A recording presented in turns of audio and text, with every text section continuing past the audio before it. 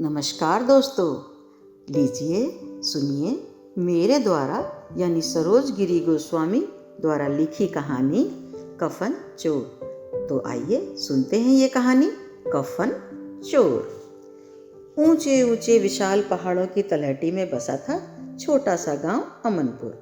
दूर दूर तक फैली थी हरियाली। पहाड़ों पर खिले पहाड़ी फूल अपनी अनोखी छटा बिखराते थे। उन पहाड़ों की घाटी में बहती थी कल कल करती सोना नदी, जिसका शुद्ध निर्मल जल था। जल भी ऐसा स्वच्छ व पारदर्शी कि नदी की तलहटी में पड़े पत्थर भी साफ दिखाई देते थे। नदी के दूसरी तरफ फैला घना जंगल था, जहाँ कुछ जंगली जानवर भी रहते थे। जंगल शुरू होने से पहले ही शमशान घाट बना था, जिस पर बड़े बड़े शब्दों में लिखा था अंतिम विश्राम स्थल।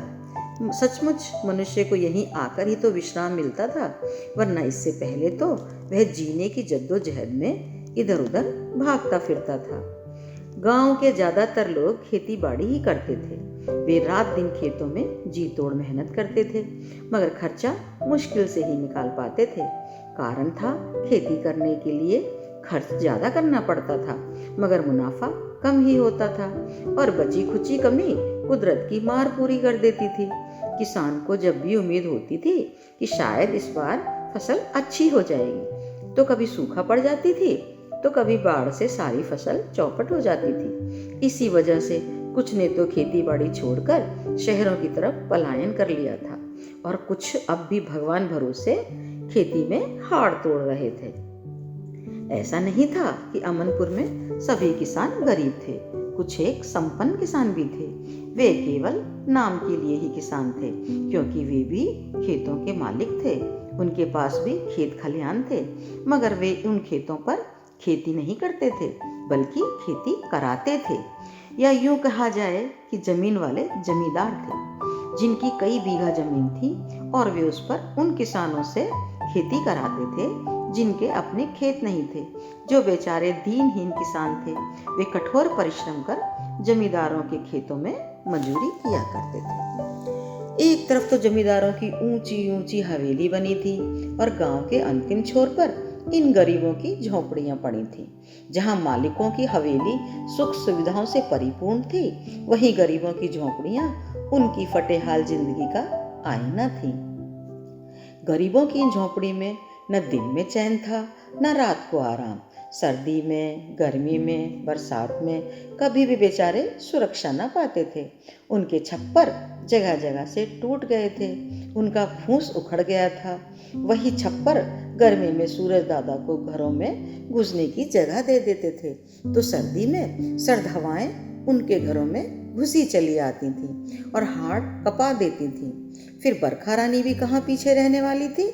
सभी को बरसात का मौसम बड़ा ही खुशगवार लगता था, लेकिन गरीबों के लिए तो बरसात आफत लेकर आती थी। जरा सी बारिश होते ही उनकी झोपड़ी हर जगह से टपकने लगती थी। फिर तो जैसे बारिश बाहर होती थी, वैसे ही अंदर गरीबों के घर होती थी। सो गरीब तो हर तरह से ही परेशान होते रहते थे। ऐसे ही उन गरीबों की बस्ती में रहने वाला एक गरीब और भी था, जिसका नाम था रामानंद। उसका केवल नाम ही रामानंद था, पर सभी कहने वाले उसे रामा कहकर बुलाते थे। और उसका नाम रामा भी केवल उसके संगी साथियों के लिए ही था, वरना जमींदार तो उसे नालायक, कामचोर, साला, कमीना और भी न जाने कितने ही नामों से पुकारते थे। मगर रामानंद को कुछ भी कोई कहे उसे बुरा नहीं लगता था। वह एकदम मस्त मौला था। उसका हिसाब भी वही था कि ना ऊधों से लेना, ना माधो को देना।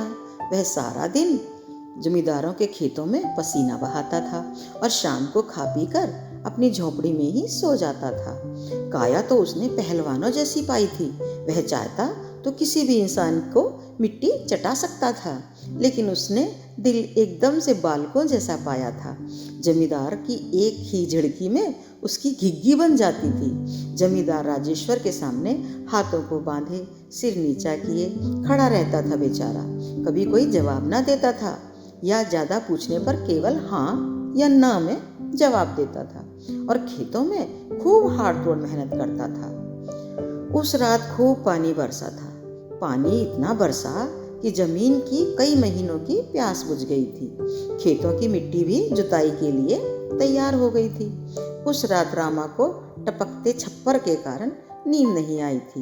वह चरपाई कभी आगे करता तो कभी खींच कर पीछे बिल्कुल दीवार से सटा देता और वहां भी पानी टपकने पर दरवाजे के सामने कर लेता। लेकिन उस अभागे को एक हट की जगह भी ऐसी न मिली जहां वह रात बिता लेता। हार कर वह सुबह कुछ जल्दी ही उठकर खेतों की तरफ चल दिया और सोचने लगा कि जल्दी जाकर सूरज उगने से पहले काफी खेत की जुताई कर लेगा। वह अपनी ही धुन में लोकगीत गाता जाता था।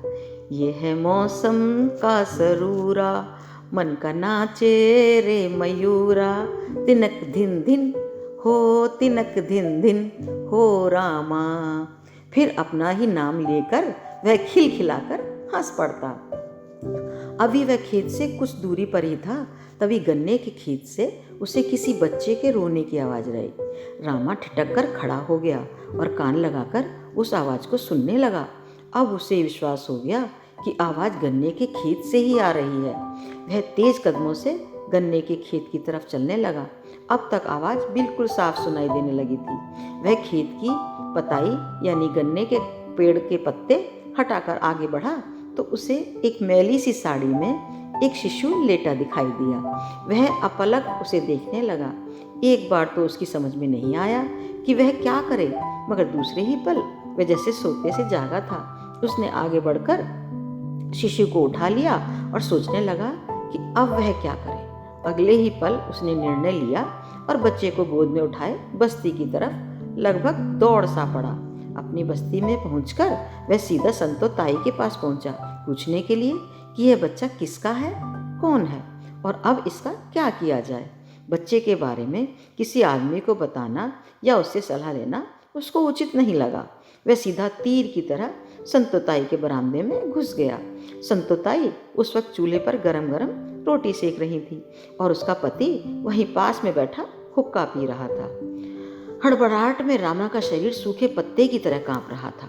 जवान जैसे तालू से लगी थी।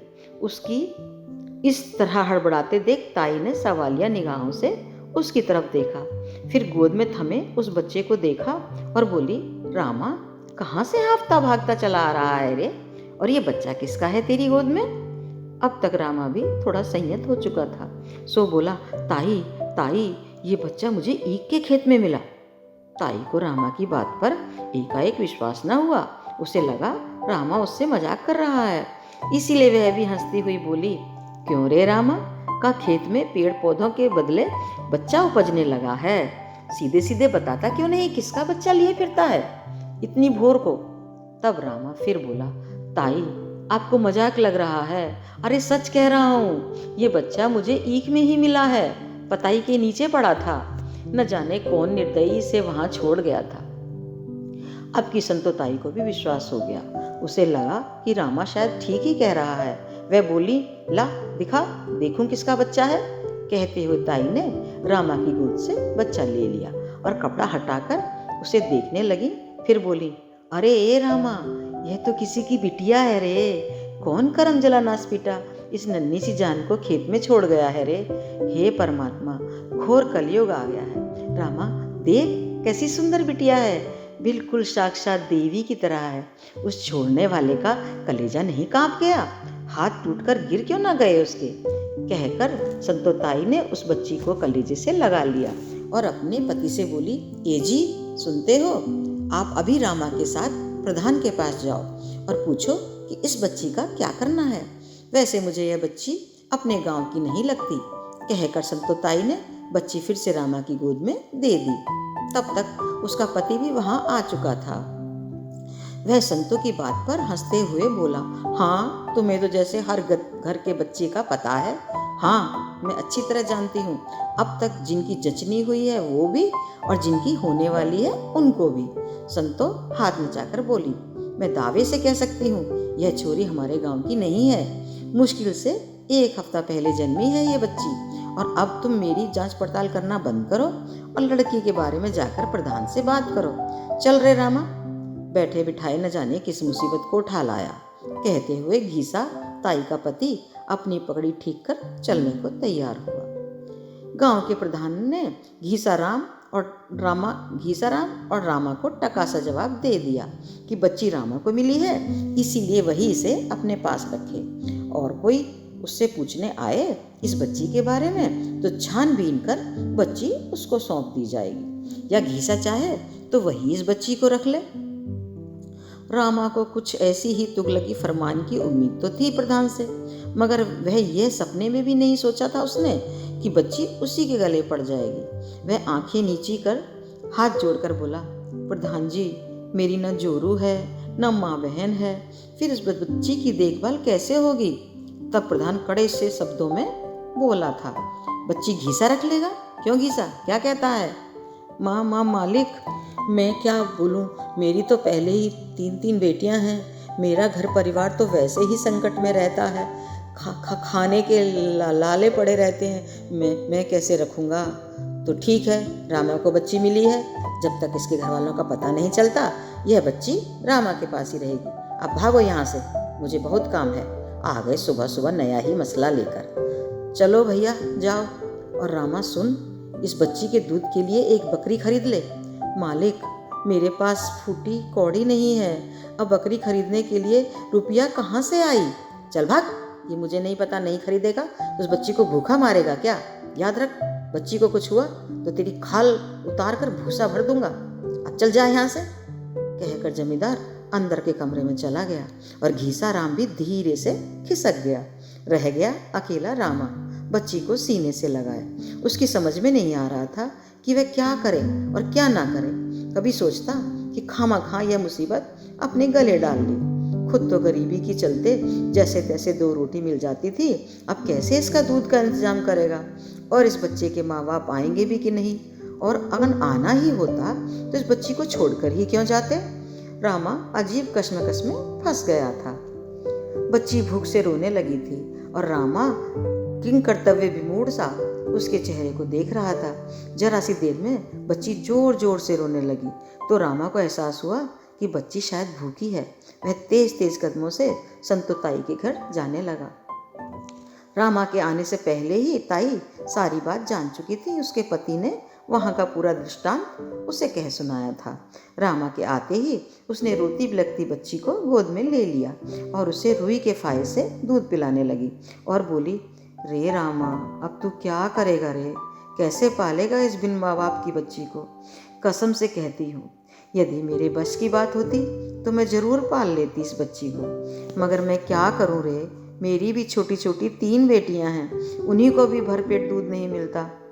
रामा सिर पकड़कर जमीन पर ही उकड़ू बैठ गया और बोला, ताई क्या बताऊं, मेरी तो मती मारी गई थी जो इस बच्ची को उठा लाया। ऐसा पता होता तो वहीं खेतों में ही छोड़ आता।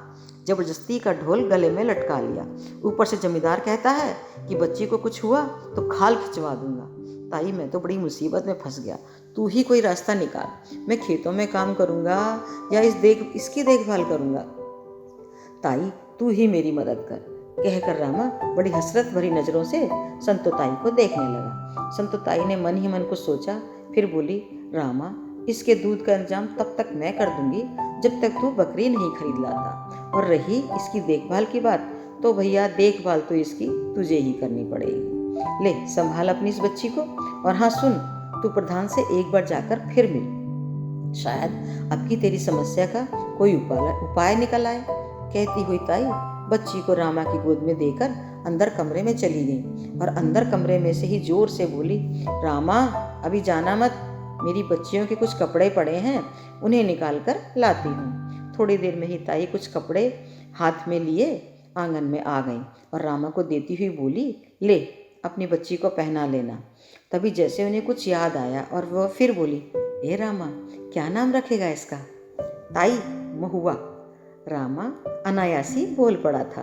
तब ताई खुश होकर बोली थी, अरे रामा, बड़ा बढ़िया नाम खोजा है रे तूने, बहुत अच्छा नाम है, महुआ। कहकर ताई उस बच्ची के सिर पर हाथ फेंकती हुई बोली, अरे ओ महुआ, ये तेरा बापू और मैं तेरी ताई, सबकी ताई, तेरे बाप की भी ताई, तेरी माँ की भी ताई, समझी? कहकर संतो ताई खिलखिलाकर हंस दी। रामा भी बच्ची को गोद में उठाए अपनी झोंपड़ी में आ गया था। महुआ के आने से रामा की जिंदगी बदल गई थी। अब उसकी रातों की नींद और दिन का सुकून सब छिन गया था।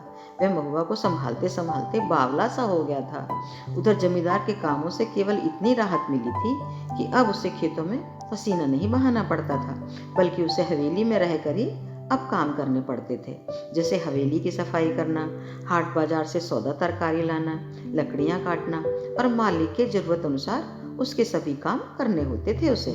वह जब भी हवेली जाता था, अपनी महुआ और उसकी जरूरत का सभी सामान अपने साथ ले जाता था। वह जहाँ भी काम करता था, वहीं एक टोकरी में महुआ को सुला देता था और उसके आसपास ही काम करता रहता था। महुआ के जरा सा रोते ही तुरंत उसके पास पहुंच जाता था। हवेली के सभी लोग जैसे रामा और उसकी बेटी महुआ से खार खाते थे और मालकिन को तो बस अपने काम से ही मतलब था। जरा सी भी कभी किसी काम में देरी होती तो मालकिन पूरी हवेली सिर पर उठा लेती। फिर तो समझो रामा और महुआ दोनों की शामत आ जाती थी। लेकिन रामा बेचारा चुपचाप सब सुनता रहता था अपनी बेटी महुआ की खातिर। वह जानता था कि जरा सी इनकी नाराजगी उसे हवेली से निकलवा सकती है, फिर उसे दोबारा खेतों में काम करना पड़ सकता है, फिर उसे अपनी महुआ को भी धूप में बारिश में खेतों पर ही रखना पड़ेगा। सो महुआ की ही खातिर वह उनके सभी ज्यादतियाँ बर्दाश्त कर रहा था। इन सब के बीच रामा ऐसे रहता था जैसे दांतों के बीच में जीव रहती है। इस हवेली के लोग उस पर आग के शोले फेंकते थे, अपने कोप तपिश से उसे जलाते थे। तो इन सब के बीच बड़े बाबा बड़े प्यार से उसे शीतल शीतल बूंदों से नहला देते थे। किसी दिन काम ज़्यादा होने के कारण रामा खाना नहीं खा पाता था, तो वे उसे किसी न किसी काम के बहाने अपने कमरे में बुलाकर चुपके से उसे खाना खिला देते थे, या कभी अपने हिस्से का दूध महुआ को पिलाने को दे देते थे, या कभी किसी तीज त्योहार पर रामा की 2-4 रुपए से मदद कर देते थे। हालांकि उनके पास रुपए पैसे कम ही होते थे। सब कुछ जमीन जायदाद रुपया पैसा सब बड़े बाबा का ही था, मगर फिर भी वे पैसे पैसे को बेटों के मोहताज थे। उन्हें केवल 2 वक्त का खाना ही दिया जाता था। बाकी उनकी किसी काम में न राय ली जाती थी, ना ही उनका कहना माना जाता था। बड़े बाबा का बस चलता तो उनके रहते कोई भी गरीब न रहता, खाने पीने के लिए भी कोई मोहताज न रहता। मगर अब तो बड़े बाबा खुद बेटों के रहमो करम पर जिंदा थे। कहते हैं कि वक्त गुजरते देर नहीं लगती, समय पूरी रफ्तार से दौड़ लगाता है। चाहे अच्छा बीते चाहे बुरा बीते, चाहे हम दुखी रहें या सुखी, वक्त बिना रुके अपनी मंथर चाल से चलता चला जाता है। समय के साथ साथ बच्चे बड़े हो जाते हैं, बड़े जवान हो जाते हैं और जवान बूढ़े हो जाते हैं, और जो बूढ़े होते हैं वे तो अंतिम विश्राम स्थल में ही विश्राम करते हैं। इसी तरह हंसती रोती खेलती कूदती महुआ कब बड़ी हो गई रामा जान ही नहीं पाया था। धीरे धीरे महुआ 13-14 वर्ष की हो गई थी। वह अब घर के छोटे मोटे काम खुद भी करने लगी थी। रामा का घर अब भी मिट्टी का ही था और छत भी फूस की ही थी। हर बार सोचता था कि घर तो मिट्टी का है ही, पर कम से कम छत पर खपरेल ही बनवा ले, मगर उसके पास कभी इतना पैसा ना हुआ कि बेचारा पक्की छत बनवा लेता। सो जो भी मजूरी मिलती थी वही बाप बेटी के खाने पीने पर खर्च हो जाती थी। दोनों बाप बेटी 2 जोड़ी कपड़ों में ही साल निकाल देते थे। राम अब भी सर्दी गर्मी और बरसात की मार, साथ साथ आर्थिक तंगी की मार भी झेलता रहता था। गरीब बात चाहता तो था कि उसकी महुआ के पास भी अच्छे नए नए कपड़े हों, उसके पास भी हवेली के बच्चों की तरह खूब सारा जरूरत का सामान हो, वह भी उनकी तरह स्वादिष्ट पकवान खा सके। मगर किसी के सोचने से क्या होता है। सो रामा बेचारा मन मार लेता था। वह जानता था कि अमीर बनने के चमत्कार केवल किस्से कहानियों में ही होते हैं। कहानियों में तो किसी को भी गड़ा हुआ धन मिल जाता है। जमीन खोदने पर सोने चांदी के सिक्कों से भरा कलश निकल आता है और पाने वाला रातों रात अमीर हो जाता है, या फिर कोई जमींदार ही उसकी ईमानदारी व वफादारी के इनाम में 10 बीघा जमीन उसके नाम कर देता है। मगर किस्से कहानियों की तरह यहाँ ऐसा कोई चमत्कार न हुआ था। रामा बड़ी मुश्किल से बेटी का पालन पोषण कर रहा था और समय पंख लगाकर उड़ रहा था। महुआ बला की खूबसूरत थी रंग भी जैसे दूध में किसी ने हल्का सा सिंदूर डाल दिया हो। आंखें काली, बड़ी बड़ी, सुतवा नाक और सुंदर गुलाबी होठ थे उसके, और बाल तो इतने लंबे और घने कि काली घटा भी शर्मा जाए और पनाह मांगे। पतला शरीर, लंबा कद, कुल मिलाकर किसी बड़े घर की बेटी लगती थी रामा। रामा जब भी उसको नजर भर देखता तो एक टीस सी उठती थी उसके कलेजे में। उसकी आंखें नम हो जाती थीं। वह सोचता था कि यह किस घर की राजकुमारी है और क्यों इस गरीब के घर में आ गई, जहाँ शानो शौकत तो दूर, सूखी रोटी के भी कभी कभी लाले पड़ जाते हैं। इतना सुंदर नाजुक बदन और उस पर इतने फटे पुराने कपड़े। भगवान, तू भी खूब अन्यायी है। क्यों मुझे इतनी सुंदर बेटी दी, और दी भी तो उसको सजा संवार सकूं, इसके लिए धन दौलत क्यों न दी। इसीलिए कहता हूँ कि भगवान या तो किसी को बेटी न दे, और दे तो उसके लालन पालन के लिए इतना तो दे जो गरीब बाप भी दिल के अरमान निकाल सके। रामा महुआ को घर से बाहर कम ही निकलने देता था। हाट बाजार का काम, कुएं से पानी लाना, यह काम रामा ने अपने ऊपर ले रखा था। वह जमाने की बुरी नजरों से महुआ को बचाए रखना चाहता था, और महुआ भी अपने पिता की हर बात मानती थी। जिस काम को रामा मना करता, महुआ उस काम को कभी नहीं करती थी। हमेशा अपने पिता का ख्याल रखती थी, उसके खाने पीने का भी ख्याल रखती थी। अभाव में होते हुए भी घर को लीप पोत कर साफ सुथरा रखती थी। उसने आंगन में चारों तरफ रंग बिरंगे सुंदर फूलों के पौधे लगा रखे थे। घर के पिछवाड़े खाली पड़ी जमीन पर उसने तरह तरह की तरकारियां लगा रखी थी। वह अपनी छोटी सी शाक वाटिका की देखभाल करने में ही समय बिताती थी। कभी कभार वह संतो ताई से मिलने उनके घर चली जाती थी। संतो ताई भी उसको देखकर बहुत खुश होती थी। महुआ भी उनकी बेटियों के साथ कढ़ाई बुनाई सीखती रहती थी। उधर रामा भी जमींदार की हवेली में जी तोड़ मेहनत करता था और 4 पैसे बचाने की भरसक कोशिश करता था, मगर कितनी भी कतर ब्योंत करता, कभी भी वह पैसा बचा नहीं पाता था। बेचारा गरीब हमेशा खाली हाथ ही रहता था। रामा कभी सोचता था कि वह शहर चला जाए और शायद 4 पैसे इकट्ठे कर ले, लेकिन अगले ही पल वह खुद ही अपने सोच का जवाब भी दे देता था। उसके पास क्या हुनर है जिससे वह अच्छी कमाई कर लेगा। यहाँ भी मजूरी करता है और वहाँ भी मजूरी ही करेगा। यहाँ खेतों में हल चलाना है तो शहर में मजूरी के नाम पर फावड़ा चलाएगा। कहीं जमीन खोदेगा या किसी मुंशी की देखरेख में बोझा ढोएगा, और पैसा थोड़ा ज़्यादा मिल भी जाएगा तो एक तो कोई कमरा किराए पर लेना पड़ेगा। फिर शहर में हर चीज़ इतनी महंगी है कि सारा पैसा तो उसी में चला जाएगा, और गांव में कम से कम भाजी तरकारी और अनाज तो आराम से मिल जाता है, और यहाँ सब अपने हैं। महुआ की देखरेख भी अच्छी तरह से कर पाता है। शहर में अनजान अजनबियों के बीच बाप बेटी कैसे रहेंगे। न गांव की तरह शुद्ध वायु मिलेगी, न यहाँ की तरह का वातावरण। फिर भला शहर में कैसे रह पाएगा। कुछ दिन बाद ही लौटकर गांव भाग आएगा, तो फिर यहाँ से जाया ही क्यों जाए। जो होगा देखा जाएगा, चलने दो जैसे जीवन की गाड़ी चलती है। जिसने मुंह दिया है वह खाने को भी देर सवेर दे ही देगा। महुआ ने वैसे जैसे तो होश संभालते ही अपने घर में भूख और गरीबी पसरी देखी थी, और कुछ हद तक वह अपने इसी जीवन से संतुष्ट भी थी। मगर थी तो बच्ची, वह भी हाड़ मांस की बनी थी। उसके सीने में भी दिल धड़कता था।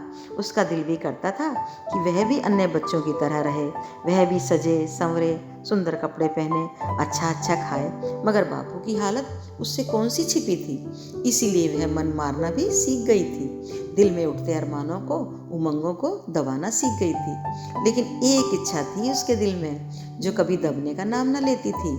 उसको जितना वह दबाना चाहती थी उतनी ही वह शक्ति से उठती और उसे बेचैन कर देती थी। और वह इच्छा थी अपने गांव के जमींदार की हवेली को भीतर से देखना। सो वह अक्सर अपने बाबा से सवाल करती रहती थी, बापू हवेली भीतर से कैसी है, कौन कौन रहता है वहाँ कितने कमरे हैं, कमरे कितने छोटे हैं या बड़े हैं, वहाँ के लोग क्या खाते हैं, कैसे शानो शौकत से रहते हैं। दरअसल उसको बापू उसे रोज राजा रानी और उनके महलों की कहानी सुनाता था। तभी से वह कल्पना करने लगी थी कि हवेली किसी राजा के महल की तरह ही होगी। उसमें रहने वाले राजा रानी व राजकुमारों की तरह ही से कम तो ना होंगे, और हो सकता है हवेली वाले भी 56 भोग रोज सोने चांदी के बर्तनों में खाते हों। ऐसे ही सवाल वह अपने बापू से करती रहती थी, और रामा भी उसके सवालों को सुनकर कुछ के जवाब दे देता था और कुछ सवालों को टाल जाता था। एक दिन तो महुआ ने जिद पकड़ ली और बापू से बोली, बापू आज मैं भी आपके साथ हवेली चलूंगी, बड़े बाबा को भी देख लूंगी। बोलो ना बापू, ले चलोगे ना हवेली? लेकिन रामा ने किसी तरह समझा बुझाकर बड़ी मशक्कत से महुआ को हवेली ले जाने से रोक दिया, लेकिन महुआ आज मानने वाली नहीं थी। तब रामा ने वादा किया कि वह जल्दी ही किसी रोज खुद उसे हवेली ले जाएगा। दरअसल वह हवेली की मालकिन से उसकी गिद्ध जैसी आंखों से महुआ को बचाना चाहता था। मालकिन एक दो बार रामा से कह चुकी थी कि वह महुआ को भी काम के लिए हवेली ले आए करे, वह उसका काम में हाथ भी बटा देगी और 2 पैसे ज़्यादा भी कमा लेगी रामा से। मगर रामा नहीं चाहता था कि उसकी बेटी इस हवेली में काम करे, सो वह मालकिन से कहता रहता था, का मालकिन वो बावरी तुहार का काम करेगी, उल्टा हमेरी खातिर काम बढ़ाव देई, उको कौनो काम करवो ना आवत है। तो मालकिन भी चुप लगा जाती थी और बात आई गई हो जाती थी। लेकिन महुआ की हवेली देखने की जिद के आगे रामा अपने आप को मजबूर पाता था। उसने सोचा कि एक बार हवेली दिखाने में तो कोई बुराई नहीं है, बस किस दिन मौका मिला तो वह महुआ को हवेली दिखा देगा। एक बार रामा काफी बीमार हो गया, उसे ज्वर आने लगा। महुआ ने कई बार उससे कहा, बापू आज तो काम करने ना जाओ, थोड़ा आराम कर लोगे तो जी अच्छा हो जाएगा। मगर रामा जानता था कि एक दिन की छुट्टी भी उसे भारी पड़ेगी, मालिक मालकिन चिल्लाएंगे वो अलग, और अगले दिन काम ज़्यादा करना पड़ेगा वो अलग। सो महुआ के मना करने पर भी वह हवेली काम करने चला गया था। महुआ दोपहर को उसके खाने पे इंतजार करती रही, मगर वह नहीं आया। अब इंतजार करते करते महुआ को काफ़ी देर हो गई तो उसके मन में बुरे बुरे ख्याल आने लगे। वह चिंतित हो गई, उसे लगा कहीं उसके बापू की तबीयत ज़्यादा खराब तो नहीं हो गई, कहीं वे चक्कर खाकर गिर तो नहीं गए। उसका मन घबराने लगा। वह घर को ताला लगा संतो ताई के पास पहुंची और बोली, ताई बापू आज खाना खाने नहीं आए, उन्हें कई दिन से बुखार आ रहा है। संतो उस वक्त गोबर मिट्टी से आंगन लीप रही थी। उसने तुरंत हाथ धोए और बोली, महुआ तू चिंता मत कर, तेरे बापू ठीक होंगे, नहीं तो हवेली जाकर देखा, या मैं चलूं तेरे साथ हवेली तक? तब महुआ बोली, ना ताई आप अपना चौका लगा लो, मैं ही बापू को देखकर आती हूँ। ठीक है, ध्यान से जाना महुआ बेटा, और बापू को बैद जी को भी दिखा देना, अपनी तो सुध ही नहीं रहती इस बावरे को। जा बेटा जल्दी जाकर जल्दी जा। संतोताई फिर आंगन लीपने लगी थी। महुआ लगभग भागती हुई हवेली पहुंच गई थी। वह हड़बड़ी में ही दालान पार कर बड़े से हॉल में पहुंच गई थी। वहां की साज सज्जा देखकर महुआ हतप्रभ सी रह गई थी। बीचों बीच लटक के झाड़ फानुस से आती रोशनी से उसकी आंखें चौंधिया गई थी। कालीन में पांव लगभग धंसे जा रहे थे, लगता था पांव जैसे नाजुक नरम चीज पर रखे हों। जगह जगह कोने में बेशकीमती मूर्तियां और नक्काशीदार सोने चांदी के बर्तन सजे थे। तभी अचानक किसी के आने की आहट को सुनकर वह पीछे मुड़ी तो उसकी चीख निकल गई, उसकी घिघी बंद गई, वह थरथर कांपने लगी। दरअसल उसने अपने पीछे खड़े चीते को देख लिया था। वह भर भरा कर वहीं कालीन पर गिर पड़ी, फिर जल्दी से खड़ी हो गई और उस चीते को ध्यान से देखने लगी। अरे डरो मत बिटिया, ये तो मरा हुआ चीता है रे, कहते हुए बड़े बाबा किसी दरवाजे से निकलकर उसके सामने खड़े हो गए। तब तक महुआ भी संभल चुकी थी। वह झट दोनों हाथों को जोड़कर बोली, राम राम बड़े बाबा, मैं वो अपने बापू को देखने आई थी। अच्छा ठीक है, बैठ जा, मैं अभी तेरे बापू को भेजता हूँ, वह शायद तेरे छोटे बाबा के कमरे में होंगे। लेकिन महुआ बैठी नहीं, वह चारों तरफ नजरें दौड़ाकर हर चीज को आंखों के कैमरे में कैद कर लेना चाहती थी। इतनी सुंदर और बेशकीमती चीजों की कीमत वह मन ही मन आंक रही थी, और 2 भूरी आंखें उसे चोरी से एकटक घूर रही थीं। वे थी मालिक के बिगड़ैल छोटे बेटे की आंखें, जो पीठ पर वहां चिपकी थी जहां से महुआ का कुर्ता थोड़ा फटा हुआ था, और उसकी सुंदर देह उसमें से झांक रही थी। कमरे में घुसते ही रामा ने दूर से ही उन घूरती आंखों को देख लिया था। वहां का नजारा देखते ही उसके तन बदन में आग सी लग गई थी। लेकिन गरीब मरता क्या न करता, मालिक के बेटे को तो कुछ कह नहीं सकता था। सो सारा गुस्सा उस मासूम महुआ पर उतारने लगा और दांतों को पीस कर बोला, ए महुआ, यहाँ क्यों आई तू? तुझे मना किया था ना यहाँ आने से, लेकिन तेरी समझ में तो हमारी कोनो बात आवत नहीं है ना। बापू की क्रोधित वाणी सुनकर महुआ डर गई। उसका सुंदर गुलाबी मुखड़ा भय से पीला पड़ गया था। वह एकदम अचकचा कर बोली, बापू बापू बापू मैं आई थी। अरे क्यों यहाँ आई थी मरने? घर में नहीं बैठा जाता तुझसे? इतने में बड़े पापा फिर से कमरे में आ गए। वे रामा की तेज आवाज सुनकर आए थे। वे आते ही रामा पर बरस पड़े। ए रामा के बच्चे, क्यों डांटता है बिटिया को? एक तो बेचारी तेरा हालचाल जानने को घर से भागी आई थी, और तू खाना खाने नहीं गया तो बेचारी परेशान हो गई, और तू है कि उसी को डांट लगा रहा है। मारू क्या जूता निकाल कर अभी? बाबा अपनी ही रोह में कहते जाते थे और महुआ चुपचाप खड़ी जमीन पर बिछे कालीन को घूर रही थी। उसकी आंखों में आंसू भरे थे और बड़े बाबा को आते देख मालिक का बेटा लाखन वहां से भाग खड़ा हुआ था। तब तक रामा का गुस्सा थोड़ा शांत हुआ था। अब रामा को अपने आप पर गुस्सा आ रहा था कि बिना बात के अपनी फूलुआ सी बच्ची को डांट दिया था। उसकी आंखों में भी पश्चाताप के आंसू थे। वह आंसू पोंछते हुए बोला, चल महुआ, घर चल। दोनों वहां से जाने ही लगे थे, तभी एक नौकरानी बड़े बाबू के लिए दूध का गिलास लेकर आई। तो बड़े बाबा बोले, अरे सुन, जाकर एक गिलास दूध और ले आ। नौकरानी वहां से हिली नहीं और कुछ बोली भी नहीं, बस सवालिया आंखों से बाबा को देखने लगी। तब बाबा थोड़े गुस्से में बोले, क्यों री, अभी यहीं खड़ी है? सुनाई नहीं देता क्या? जा एक गिलास दूध और ला। तब नौकरानी धीरे से बोली, बड़े बाबा, दूसरा गिलास हमार मतलब ये है कि और दूध का करबू? तेरा सिर करबू? जाती है कि नहीं दूध लेने? जा जल्दी लेकर आ। कहते हुए बड़े बाबा महुआ की तरफ मुखाते हुए, रे महुआ, लो बिटिया दूध पी लो। महुआ बाबा की बात समझ नहीं पाई। उसे विश्वास नहीं हुआ कि बड़े बाबा उसे दूध पीने को क्यों कह रहे हैं। तभी बड़े बाबा फिर बोले, जल्दी से दूध पीती है कि तुझे भी अभी डांट लगाऊं? महुआ आपकी रामा की तरफ देखने लगी कि जो बापू कहें वही करूं। उसको रामा की तरफ देखते हुए बड़े बाबा फिर बोले, अरे उसकी तरफ क्या देखती है? उसको क्या मजाल जो मेरे सामने कुछ बोलेगा? अभी जूता निकाल कर मारूंगा। कहकर बड़े बाबा मुस्कुरा दिए। उधर रामा बोला, पी ले बेटी महुआ, बड़े बाबा के हाथों से दूध मिल रहा है तुझे, बड़ी किस्मत वाली है तू। तब जाकर कहीं महुआ ने गिलास थामा और एक सांस में ही आधा गिलास पीकर बोली, बापू अब आप पी लो। तब बड़े बाबा भी उसकी तरफ देखकर बोले, बेटी इसे तू ही खत्म कर, तेरे बापू के लिए एक और मंगवाया है। तब तक नौकरानी दूध का दूसरा गिलास भी ले आई। बाबा ने दूध का गिलास रामा को पकड़ा दिया और बोले, ले रामा, गटागट पी जा। तब रामा बोला, बड़े बाबा तब आप क्या पिएंगे? अरे मैं आज दूध ना पीऊंगा तो कौन सा मर जाऊंगा। आज तुम्हें और तेरी बेटी को दूध पीते देखकर मेरा तो पेट वैसे ही भर गया। अब दूध पीकर सीधा घर जा और कल घर पर ही आराम करना, मैं तेरे मालिक से बात कर लूंगा। कहकर बाबा रामा को जाने को मुड़े तो महुआ बोली, राम राम बड़े बाबा। जीती रह बेटी।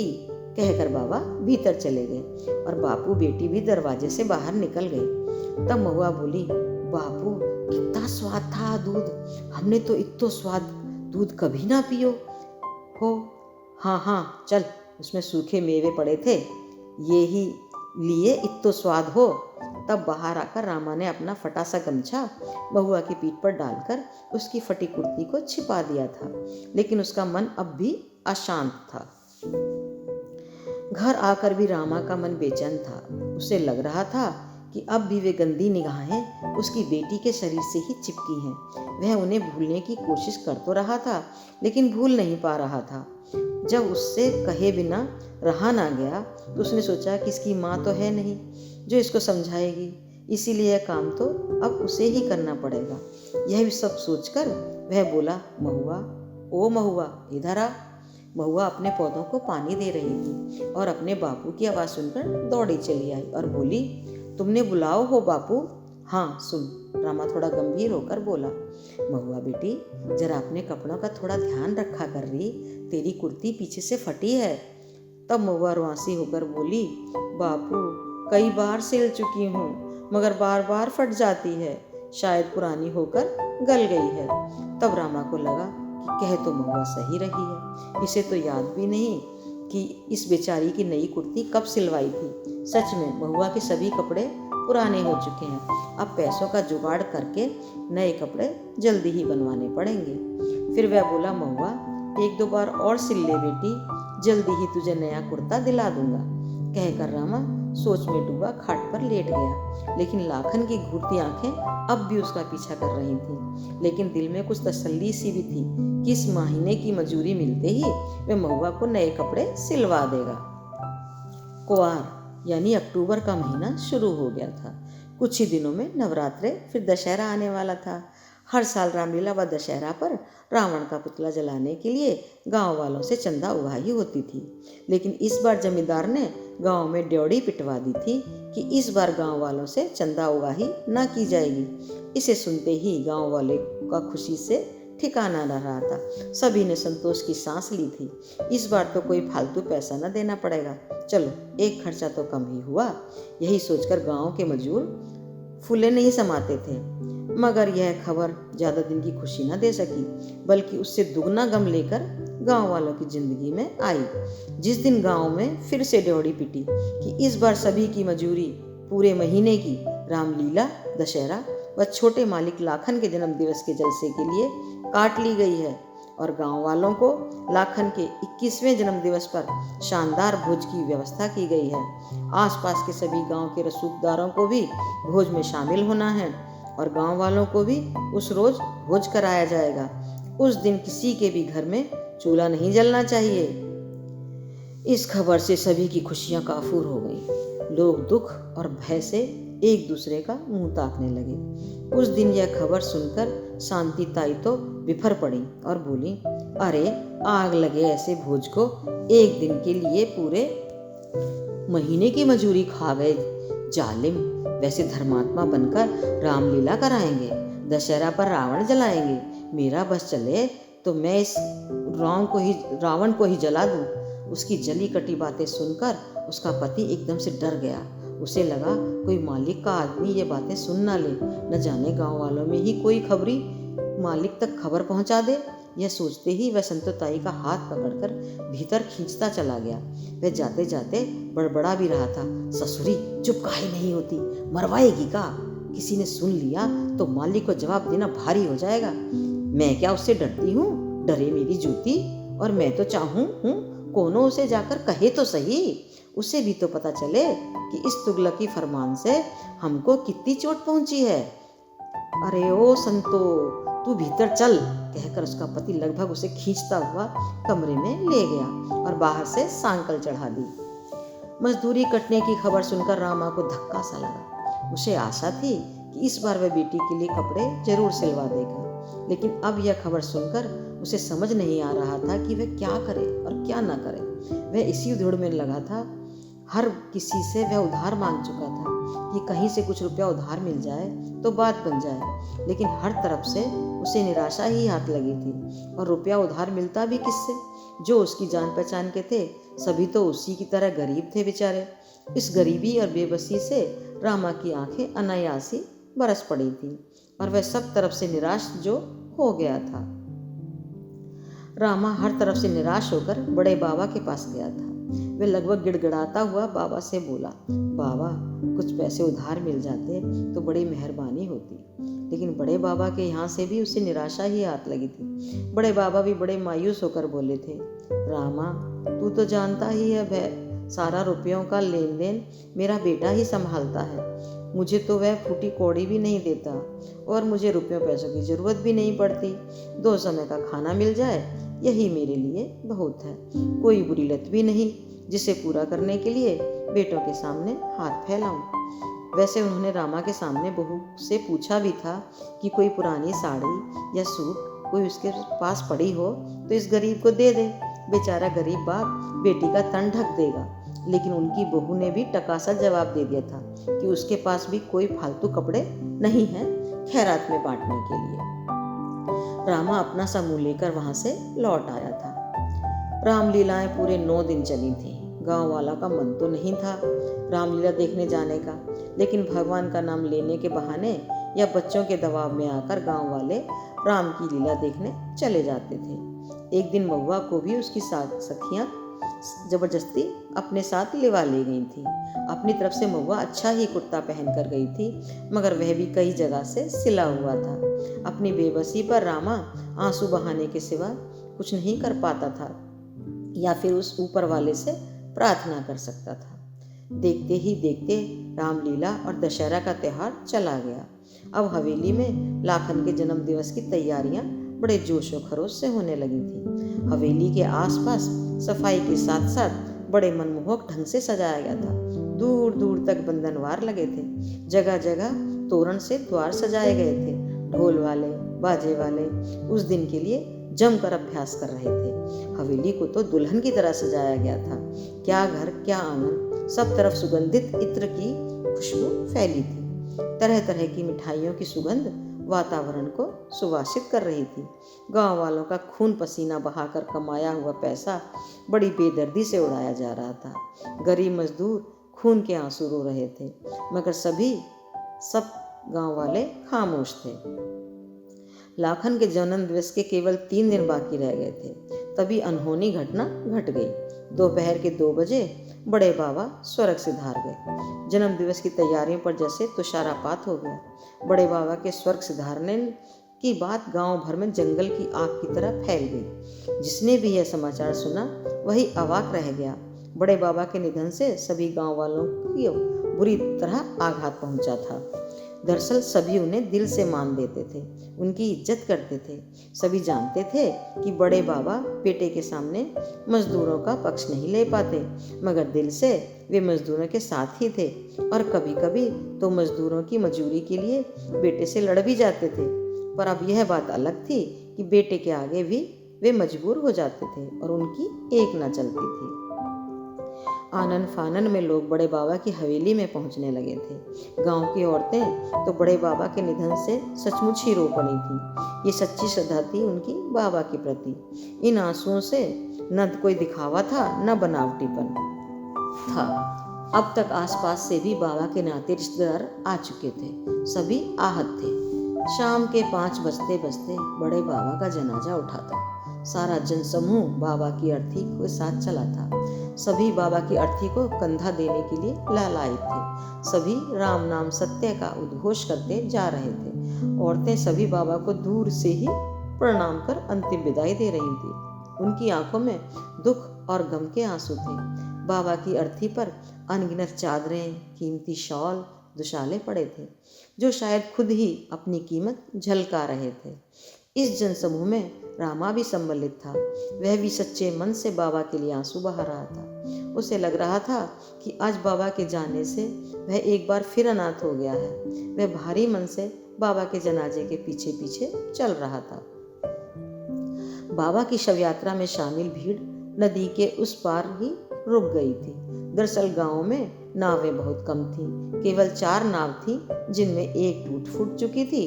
केवल 3 नावें ही थीं, जिनमें बाबा की अर्थी के साथ उनके गिने चुने नाते रिश्तेदार ही गए थे। बाकी सभी इसी पार पर रुक गए थे। रामा का बहुत मन था कि वो बड़े बाबा के दया संस्कार में शामिल हो, किंतु उस गरीब को कौन अपने साथ नाव में बिठाता। ना वह किसी से कह सकता था नाव में बैठने के लिए, लेकिन वह बड़े बाबा के अंतिम दर्शन कर उनकी दाह संस्कार में शामिल होने का पक्का मन बना चुका था। सुबह किसी को भी बिना बताए नदी के पानी में कूद गया था। सभी नावों से बड़े बाबा के पार्थिव शरीर को ले जा चुके थे और रामा नदी की लहरों से जूझ रहा था। धीरे धीरे अंधेरा भी गहराने लगा था। वह पूरी ताकत से नदी में तैर रहा था। हालांकि वह नदी के बहाव से विपरीत दिशा में तैरते तैरते थक चुका था, फिर भी बड़े बाबा के अंतिम दर्शनों के लिए वह बची कुची ताकत झोंक रहा था। रामा किसी तरह तैरकर नदी से निकला ही था कि जोरदार बारिश शुरू हो गई। एक तो सायंकालीन अंधेरा, ऊपर से मूसलाधार बारिश सभी को परेशानी में डाल दिया था। अर्थी के साथ आए लोग अपने आप को बचाने की कोशिश में लग गए थे और सभी शमशान में बनी छोटी सी कोठरी में घुस गए। तभी जोर से ओलावृष्टि भी होने लगी, मानो प्रकृति भी बड़े बाबा के निधन से आहत होकर जार जार रो रही थी और ओले बरसाकर दिल में लगी अग्नि को शांत करने का भरसक प्रयत्न कर रही थी। बड़े बाबा का पार्थिव शरीर कफन से ढका ओलों की वृष्टि की मार झेल रहा था। रामा उनके पास ही चुपचाप खड़ा बारिश में भीग रहा था। उसका मन नहीं कर रहा था कि वह बड़े बाबा को छोड़कर कहीं जाए, इसीलिए वह भी उन्हीं के बगल में बैठा था। अचानक बड़ी जोर से बिजली कड़की और रोशनी फैल गई। रामा ने देखा कि बाबा की कफन की रेशमी चादर हवा से लहराकर आधी बाबा के ऊपर है और आधी नीचे धरती पर गिरी है और बाबा का सफ़ेद सपाट चेहरा दिखाई दे रहा है। तब रामा अपनी जगह से उठा और दोनों हाथों से बाबा को चादर ओढ़ाने लगा। तभी अचानक एक विचार बिजली की तरह उसके दिमाग में कौंधा। उसने दिल में कहा कि यह चादर क्यों ना वह घर ले जाए, इससे उसकी बेटी का तन ढकने का कुछ इंतजाम तो हो ही जाएगा। मगर उसकी आत्मा बोली, ना रे रामा, यह पाप होगा, यह तो किसी का कफन चुराएगा क्या। लेकिन तभी मन ने कहा, यह कोई पाप नहीं है रामा, उठा ले चादर। रामा ने हड़बड़ाकर बड़े बाबा का निस्तेज चेहरा देखा। उसे लगा जैसे बड़े बाबा की आंखें भी इशारा कर कह रही हैं कि रामा ले जा ये कफन, ये मेरे किसी काम का नहीं है पगले। तब रामा ने आप देखा न था, उसने चादर उठाई और बेतहाशा भागने लगा तो उसके पीछे से आवाज़ें आने लगीं, अरे कोई कफन चोर है, कफन लेकर भाग रहा है। लेकिन रामा ने किसी की कोई बात नहीं सुनी। बेतहाशा भागता रहा, दौड़ता रहा और उसने एक बार फिर नदी में छलांग लगा दी। आज उसे अपने कफन चोर होने का कोई मलाल नहीं था। सब कुछ भूलकर उफनती नदी में हाथ पैर चलाने लगा था रामा। वह कफन अब भी उसकी मुट्ठी में बिछा था और वह खुश था कि उस कफन से वह अपनी बेटी का तन ढक देगा। दोस्तों, आपको कैसी लगी मेरी ये कहानी, मुझे ज़रूर बताएं। धन्यवाद दोस्तों, फिर मिलते हैं अगली कहानी के साथ। अलविदा दोस्तों।